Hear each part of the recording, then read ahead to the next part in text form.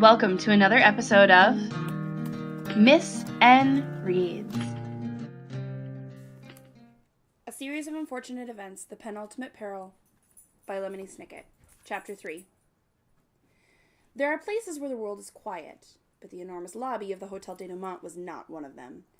On the day the Baudelaires walked up the stairs through the white fog from the funnel and entered the large, curved archway marked entrance, or when reflected in the enormous pond, entrance, the lobby was bustling with activity.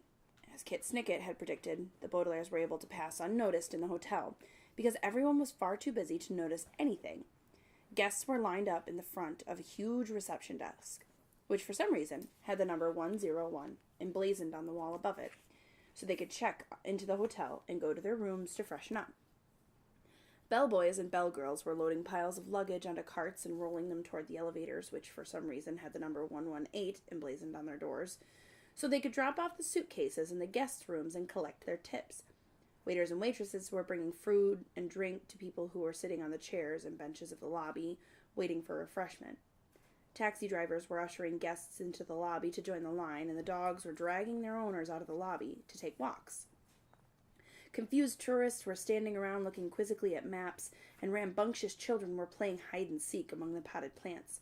A man in a tuxedo was sitting at a grand piano, emblazoned with the number 152, playing tinkly tunes to amuse anyone who cared to listen, and members of the cleaning staff were discreetly polishing the green wooden floors etched with the number 123, for anyone who cared to see their feet reflected with every step. There was an enormous fountain in one corner of the room, releasing a cascade of water that ran over the number 131 in a shiny, smooth wall, and there was an enormous woman in the opposite corner, standing under the number 176, and shouting a man's name over and over in an increasingly annoyed tone of voice. The Baudelaires tried to be flaneurs as they walked across the chaos of the lobby, but there was so much to observe, and all of it was moving so quickly, and they wondered how they could even get started on their noble errand. "I had no idea this place would be so busy," Violet said, blinking at the lobby from behind her sunglasses. "How in the world will we be able to observe the imposter?" Klaus wondered, "among all these possible suspects." "Frank first," Sunny said. "Sunny's right," Violet said. "The first step in our errand should be locating our new employer. If he saw our signal from that open window, he should be expecting us." "Unless his villainous brother Ernest is expecting us instead," Klaus said. "Or both," Sunny said. "Why do you suppose there are so many numbers?" Violet started to ask. But before she could finish her question, a man came bounding up to them. He was very tall and skinny, and his arms and legs stuck out at odd angles, as if he were made of drinking straws instead of flesh and bones. He was dressed in a uniform similar to that of the Baudelaires, but with the word manager printed in a fancy script over one of the pockets of his coat. "You must be the new concierges," he said. "Welcome to the Hotel Denouement. I'm one of the managers." "Frank?" Violet asked. "Or Ernest?" "Exactly," the man said, and winked at them. "I'm so happy the three of you are here, even if one of you is unusually short, because you're unusually short-handed. I'm so busy you'll have to figure out the system for yourselves." "System?" Klaus asked. "This place is as complicated as it is enormous," said Frank, or perhaps Ernest. "And vice versa. I'd hate to think what would happen if you didn't understand it." The Baudelaires looked carefully at their new manager, but his face was utterly unfathomable, a word which here means blank, so the Baudelaires couldn't tell if he was giving them a friendly warning or a sinister threat. "We'll try our best," Violet said quietly. "Good," said the manager, leading the children across the enormous lobby. "You'll be at our guest's beck and call," he continued, using a phrase which here means that guests would boss the Baudelaires around. "If anyone and everyone staying here asks for your assistance, you'll immediately volunteer to help them." "Excuse me, sir," interrupted one of the bellboys. He was holding a suitcase in each hand and wearing a confused expression in his face. "This luggage arrived in a taxi, but the driver said the guest wouldn't arrive until Thursday. What should I do?" "Thursday?" said Frank or Ernest with a frown. "Excuse me, concierges, I don't suppose I have to tell you how important it is. I'll be right back." The manager followed the bellboy into the crowd, leaving the Baudelaires standing alone next to a large wooden bench marked with the number 128.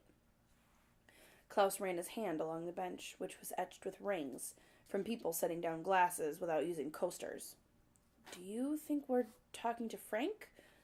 Klaus said. Or Ernest? I don't know, Violet said. He used the word volunteer. Maybe that was some sort of a code.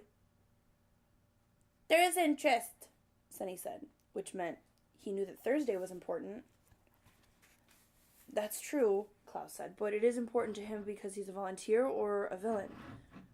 Before either Baudelaire's sister could hazard a guess, a phrase which here means attempt to answer Klaus's question, the tall, skinny manager reappeared at their sides. You must be the new concierges, he said, and the children realized that this was the other brother. Welcome to the Hotel Denouement. You must be Ernest? Violet tried. Or Frank, Sunny said. Yes, the manager said, although it wasn't at all clear with whom he was agreeing. I was very grateful you three are here. The hotel is quite busy at the moment, and we're expecting more guests to arrive on Thursday. Now, you'll be stationed at the concierge desk number 175 right over here. Follow me. The children followed him to the far wall of the lobby where a large wooden desk sat under the number 175, which was painted over an enormous window.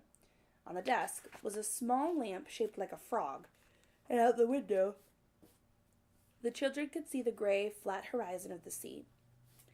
We've got a pond on one side of us, said Ernest, unless of course it was Frank, and the sea on the other side. Doesn't sound very safe, and yet some people think this is a very safe place indeed. Frank, unless it was Ernest, looked around hurriedly and lowered his voice. What do you think? Once again, the manager's face was unfathomable, and the children could not tell if his reference to a safe place made him a volunteer or a villain. Sunny said, which is often a safe answer, even though it's not really an answer at all. Ernest or Frank said in response. Now then, let me explain how this hotel is organized. Excuse me, sir, said a bellgirl, whose face could not be seen behind the pile of newspapers she was carrying.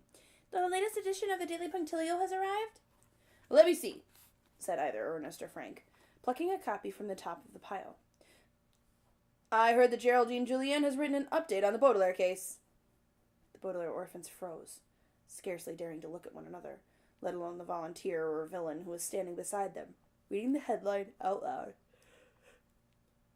Baudelaire's rumored to return to the city, he said, according to information recently discovered by this reporter when opening a cookie. Veronica, Clyde, and Susie Baudelaire, the notorious murderers for renowned actor Count Omar, are returning to the city, perhaps to commit more vicious murders or to continue their recent hobby of arson. Citizens are advised to watch for these three bloodthirsty children and to report them to the authorities if they are spotted. If they are not spotted, citizens are advised to do nothing. The manager turned to the Baudelaires. His face was as unfathomable as ever. What do you think of that, concierges? That's an interesting question, Klaus replied, which is another very safe answer. I'm glad you find it interesting, Ernest or Frank replied, which was an equally safe answer to Klaus's safe answer. Then he turned to the bellgirl. I'll show you the newsstand in room 168, he said, and disappeared with the newspapers into the crowd, leaving the Baudelaires alone, standing at the desk and staring out to sea. I think that was Ernest, Violet said. His comment about the hotel's safety sounded very sinister. But he didn't seem to be alarmed by the story in the Daily Punctilio, Klaus said. If Ernest is an enemy of VFD, he'd be on the watch for us, so that man was probably Frank. Maybe he just didn't recognize us, Violet said. After all, few people recognize Count Olaf when he's in disguise, and his disguises aren't much better than ours. Maybe we look more like concierges than Baudelaire's. Or maybe we don't look like Baudelaire's at all, Klaus said. His kid said we're not children anymore. Ridiculous, Sunny said, which meant something like, I think I'm still a child. That's true, Klaus admitted, smiling down at his sister. But the older we get, the less likely it is that we'll be recognized. That should make it easier to do our errands, Violet said. What do you mean by that? Asked a familiar voice, and the Baudelaires saw that either Frank or Ernest had returned. What my associate meant, Klaus said, thinking quickly, is that it would be easier for us to start our work as concierges if you explained how the hotel is organized. I just said I would do that, said Frank in an annoyed voice, or Ernest in an irritated one. Once you understand how the Hotel Denouement works, you'll be able to perform your errands as easily as you would find a book in the library. And if you can find a book in a library, then you already know how this hotel works. Expound, Sunny said. The Hotel Denouement is organized according to the Dewey Decimal System, Frank or Ernest explained. That's the same way books are organized in many libraries. For instance, if you wanted to find a book on German poetry, then you would begin in the section of the library marked 800, which contains books on literature and rhetoric. Similarly, the 8th story of this hotel is reserved for our rhetorical guests. Within the 800 section of a library, you'd find books on German poetry labeled 831. And if you were to take the elevator up to the 8th story and walk to room 831, you'd find a gathering of German poets. Understand? I think so, said Klaus. All 3 Baudelaires had spent enough time in libraries to be familiar with the Dewey Decimal System. But even Klaus's vast experience in research didn't mean that he had committed the entire system to memory. It's not necessary, of course, to memorize the Dewey Decimal System in order to use a library, as most libraries have catalogs, in which all of the books are listed on cards or on a computer screen to make them easier to find. Where can we find a catalog for the Hotel Denouement services? Catalog? Repeated either Frank or Ernest.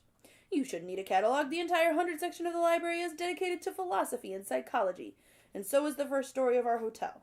From the reception desk, which is labeled 101 for the theory of philosophy, to the concierge desk, which is labeled 175 for the ethics of recreation and leisure, to the couches over there, which are labeled 135 for dreams and mysteries, in case our guests want to take a nap or conceal something underneath the sofa cushions. The second story is the 200s for religion, and we have a church, a cathedral, a chapel, a synagogue, a mosque, a temple, a shrine, a shuffleboard court, and room 296, which is currently occupied by a somewhat cranky rabbi. The third story is the social sciences, where we have placed our ballrooms and meeting rooms. The fourth story is dedicated to language, so most of our foreigners stay there. The 500s are dedicated to mathematics and science, and then the sixth story is dedicated to technology, from the sauna in room 613, which stands for the promotion of health, to room 697, which is where we keep the controls for heating, ventilation, and air conditioning. Now, if the seventh story stands for the arts, what do you think we would find in room 792, which stands for stage presentations? Violet wanted to tie her hair up in a ribbon to help her think, but she was afraid of being recognized. A theater? She said. You've obviously visited a library before, the manager said, although the children could not tell if he was complimenting them or getting suspicious. I'm afraid that's not true of all of our guests, so when they are in need of any of our services, they ring for a concierge instead of wandering around the hotel by themselves. In the next day or so, you'll probably walk through every section of the hotel, from the astronomy observatory in room 999 to the employees' quarters in the basement, room 000. Is that where we sleep? Klaus asked. Well, you're on duty 24 hours a day, Ernest said, or perhaps it was Frank. But the hotel gets very quiet at night when the guests go to sleep or stay up all night reading. You can nap behind the desk, and when someone rings for it, it will serve as an alarm clock. Frank stopped talking. Or perhaps it was Ernest, and quickly looked around the room before leaning in close to the Baudelaires. The 3 siblings nervously looked back at Ernest through their sunglasses, or maybe it was Frank. Your positions as concierges, he said in his unfathomable tone, are excellent opportunities for you to quietly observe your surroundings. People tend to treat the hotel staff as if they are invisible, so you will have the chance to see and hear quite a lot of interesting things. However, you should remember that you will also have many opportunities to be observed. Do I make myself clear? This time it was Violet who needed to give a safe answer. She said. That's an interesting question. Either Frank or Ernest narrowed his eyes at the oldest Baudelaire and seemed about to say something, when the Baudelaire suddenly heard some loud, piercing, ringing sounds. Aha! The manager cried. Your work has begun! The siblings followed Ernest, or Frank, around to the other side of the desk, and Frank, or Ernest, pointed to a vast network of tiny bells, each no larger than a thimble, which lined the back of the desk where knobs for drawers might otherwise be. Each bell had a number on it, from 000 to 999, with one extra bell that had no number at all. This extra bell was ringing, along with the bell numbered 371 and the bell numbered 674. Ring! Cried either Ernest or Frank. Ring! I shouldn't have to tell you that the bell's your signal. We can't keep our guests waiting for even an instant. You can tell which guest is ringing by the number on the bell. If the number written on the bell was 469, for example, you would know that one of our Portuguese guests required assistance. Are you paying attention? The bell mark 674 indicates our associates in the lumber industry, as the number 674 means lumber processing or wood products in the Dewey Decimal System. We can't make enemies out of important guests. The number 371 indicates educational guests. Please be nice to them too, although they're much less important. Respond to all of our guests whenever you hear that ring. But what does the unmarked bell refer to? Klaus asked. The Dewey Decimal System doesn't go higher than 999. The manager frowned, as if the middle Baudelaire had given him the wrong answer. That's the rooftop sunbathing salon, he said. People who sunbathe aren't usually interested in library science, so they're not picky about the salon's location. Now get moving. But where should we go first? Violet said. Guests have requested assistance in 3 places at once. You'll have to split up, of course, Frank or Ernest replied, as unfathomably as ever. Each concierge will choose a guest and hurry to their location. Take the elevators. They're at 118 for force and energy. Excuse me, sir, said another bellboy, tapping Ernest or Frank on the shoulder. There's a banker on the phone who wants to speak to one of the managers right away. I'd better get to work, the manager said. And so should you. Concierge is off with you. Off with you is a phrase used by people who lack the courtesy to say something more polite, such as, if there's nothing else you require, I must be going. Or, I'm sorry, but I'm going to have to ask you to leave, please. Or even, excuse me, but I believe you have mistaken my home for your own and my valuable belongings for yours, and I must ask you to return the items in question to me and leave my home after untying me from this chair, as I am unable to do it myself if it's not too much trouble. The children were not pleased to be dismissed so rudely, nor were they pleased to learn that their employment as concierges would involve such a complicated organizational method as an immense and confusing hotel. They were not pleased that they had not been able to discern which manager was Frank and which was Ernest, and they were not pleased to learn that the Daily Punctilio was alerting the citizens to the Baudelaire's arrival, and that someone might recognize them at any moment and have them arrested for crimes they had not committed. But most of all, the Baudelaires were not pleased by the notion of splitting up and doing separate errands in this perplexing hotel. They had hoped to perform their duties as concierges and flaneurs together, and with each step toward the elevators, they grew more and more unhappy at the idea of leaving one another behind. I'll go to the rooftop sunbathing salon, Violet said, trying to be brave. Klaus, why don't you take room 674, and Sonny, you can take room 371. We'll all meet up at the concierge desk when we're done. We'll be able to observe more this way, Klaus said hopefully. With the 3 of us on 3 separate stories, we can find the imposter much more quickly. Unsafe, Sonny said, which meant something along the lines of, I'd rather not find the imposter if I'm all by myself. You'll be safe, Sonny, Klaus said. This hotel is just like a large library. Yes, Violet said. And what's the worst thing that could happen in a library? The 2 younger Baudelaires did not answer her, and the 3 concierges stood in silence for a few moments, gazing at a small sign posted near the elevator's sliding doors. When one pair of doors finally opened, the children stepped inside and pressed the appropriate buttons for their guest locations, and as the small elevator began to rise, the children remembered the elevator shaft at 667 Dark Avenue, which it had been necessary to climb up and down several times. The Baudelaires had learned that the worst thing that could happen in an elevator shaft, which was being thrown down one by a villainous girlfriend. The Baudelaires had learned the worst thing that could happen at a lumber mill, which was being forced to cause a violent accident through their sinister power of hypnotism. And the Baudelaires had learned the worst thing that could happen at a school, which was meeting some dear friends, only to have them dragged away in a long black automobile. The orphans learned what the worst thing was at a herpetologist's house, and what the worst thing was in a small town, and at a hospital, and at a carnival, and at the peak of a mountaintop, and in a submarine, and a cave, and with the currents of the rushing stream, and inside the trunk of a car, and a pit full of lions, and in a secret passageway, and many, many other sinister places they preferred not to think about at all. And throughout all of these perils they had encountered, and the countless other perils besides, they had always found a library of some sort or another, where the children managed to discover the crucial information necessary to save their skins. A phrase which here means, keep them alive for the next terrible chapter in their lives. But now the Baudelaire's new home was a library. A strange one, of course, but a library nonetheless. and as the elevator took them silently through the library toward their separate destinations, they did not like to wonder what the worst thing was that could happen at a library, particularly after reading the first 4 words on the small posted sign. "In case of fire," the sign read. And as the Baudelaire orphans went their separate ways, they did not like to think of that at all.